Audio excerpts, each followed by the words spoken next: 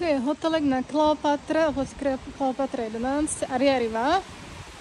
Je to prerobený hotelek od minulého roka. Ja si myslím, že je super. Je hneď tu pri Aladdin hoteli na križovatke a hneď vpravo začína 11. Vyzerá podľa mňa krásne, taký je moment. Pozrite sa. Pozrite sa, aký je krásny. Celý prerobený.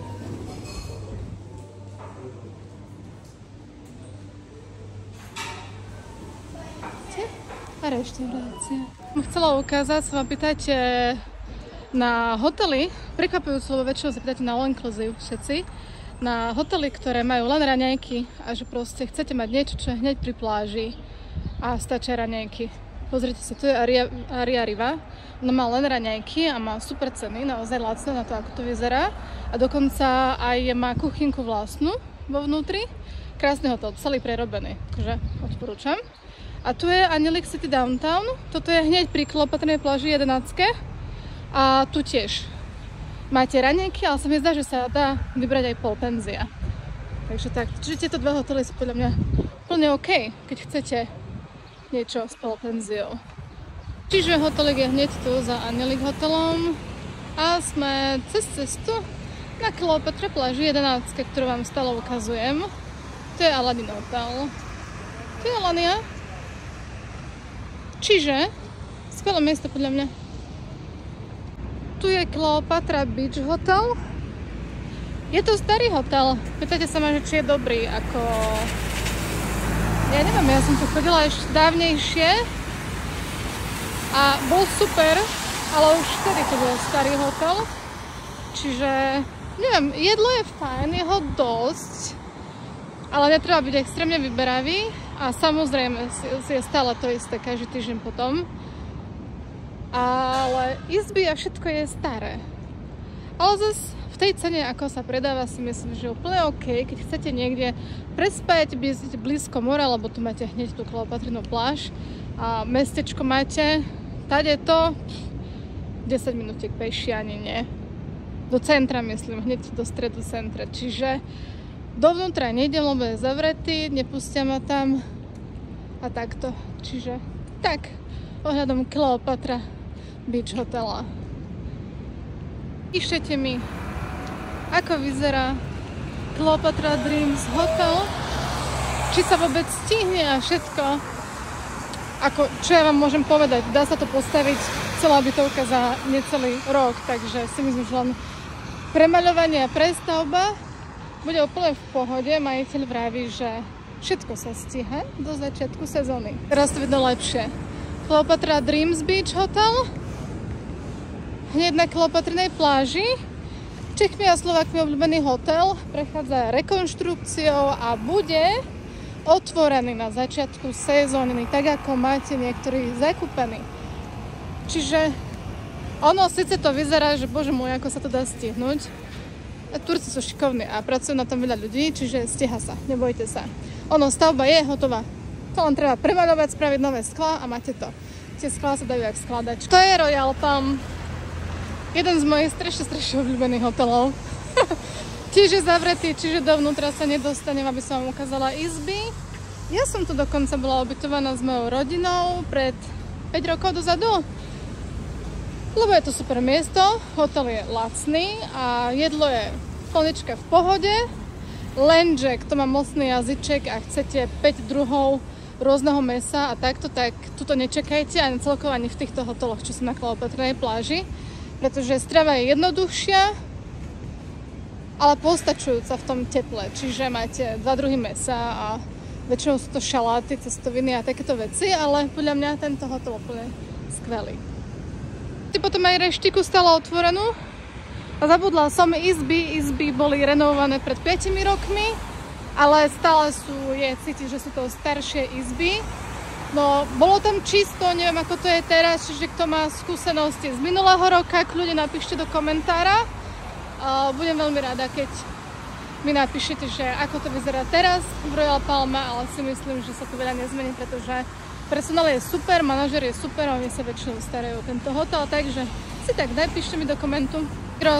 najväčší Migros na Klopetrinej pláži, kde máte úplne všetko. To je super. Tu je zvonku Balik Hotel. Nejdem teraz dovnútra, pretože všetky tieto hotely sú zavreté. Pretože tieto sú all-inclusívky a nemajú dôvod ich mať otvorené celoročne. Je to veľmi, veľmi starý hotel, to môžete aj vidieť. Bazénik je tam vzadu. Je to ale tu hneď na Klopetrinej pláži. Čiže asi tak. Ale to je jeden z najstarších hotelov, no, ktoré sú tu. Ako vravím, tieto hotely sú tu na to, že keď proste potrebujete alebo chcete byť v meste, ste aktívni, nerobí vám problém, keď sa pôjdete najesť aj do mesta. Čakáte luxus taký, že proste musia byť všetko úplne tip-top, úplne novúčky hotel. To v Alanii bohužiaľ až tak nenájdete, možno na opačnej strane ako Kejkubat, ale tam zase pláže úplne.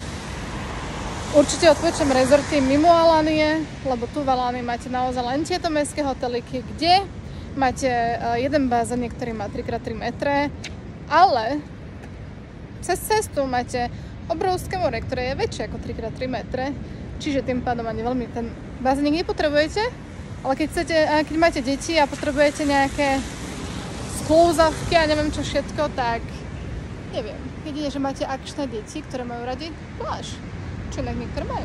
Takže asi tak. Je Kleopatra Ada Beach, hneď vedľa Balik hotela a tam je Royal Palm. Kleopatra Ada. Viete čo, Slováci Češi tu chodia non-stop. A tu hneď je Kleopatra Live. Tu je už koniec Alanie.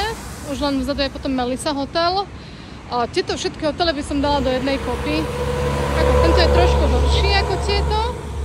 Ale tu vonku máte stále grill, vo vnútri máte jedlo. Slováci Češi vravili, že proste je to OK. Je to hotel fajn. Kleopatra Live bola zrekonštruovaná. Koľko rokov? 4 roky dozadu? Tak nejako? 5? Tak nejako? A není zlá, proste. Máte tam jedlo, ktoré sa každý týždeň mení, ale nie je nejaký obrovský výber, ale je to plné pohodičke, keď chcete bývať alebo byť na dovolenke v meste. Hneď oproti moru. A máte trošku action, nie len resort. Čiže toto je Kleopatra Live. Tiež by som bola rada, keby kto ste tu boli minulý rok, tak mi kľudne napíšte do správ, či sa vám to páčilo, aby aj ostatní ľudia vedeli, že či to bolo OK tento rok. No a samozrejme, zavreté. Jedia tá Arriva, lebo ona je non-stopka. Kavička. Tu je Celine Hotel a hneď vedľa je Melissa. Tamto pri Live hoteli. Tiež. Tie sú trošku nižšie v rámci kvality. Hotel Cooks Club. Ten má tiež len raňajky alebo aj penziu, ale nie je to all inclusive. Touch Premier tento rok je veľmi lacný, aspoň podľa mňa.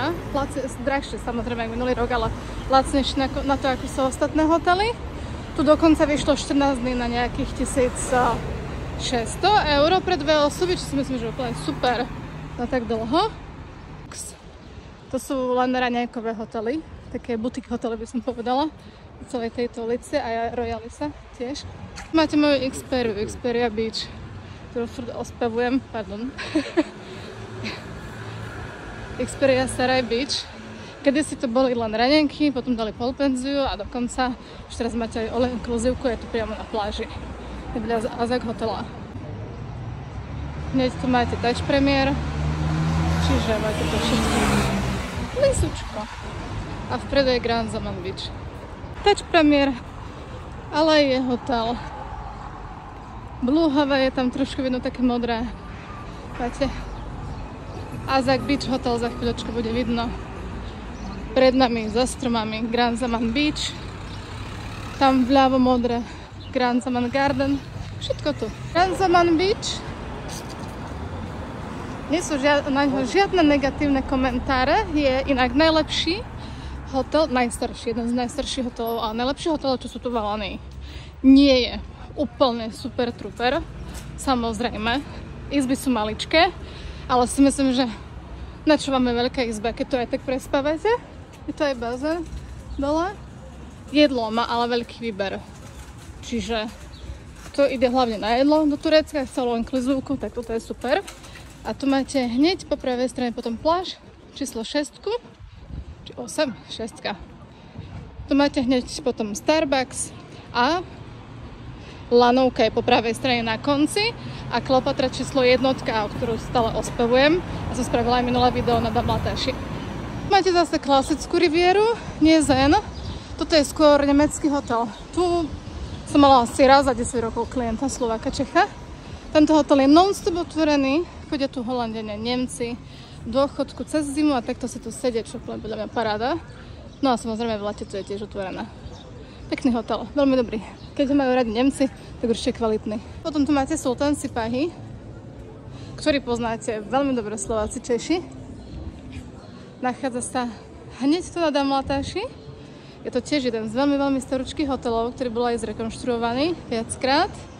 A tu, v tomto hoteliku, renovujeme na celom tomto mieste, budeme mať zmrzku. Čiže, a aký to je hotel? Celkom fajn. Celkom fajn mestský hotelik. Hneď pri lanovke po pravej strane.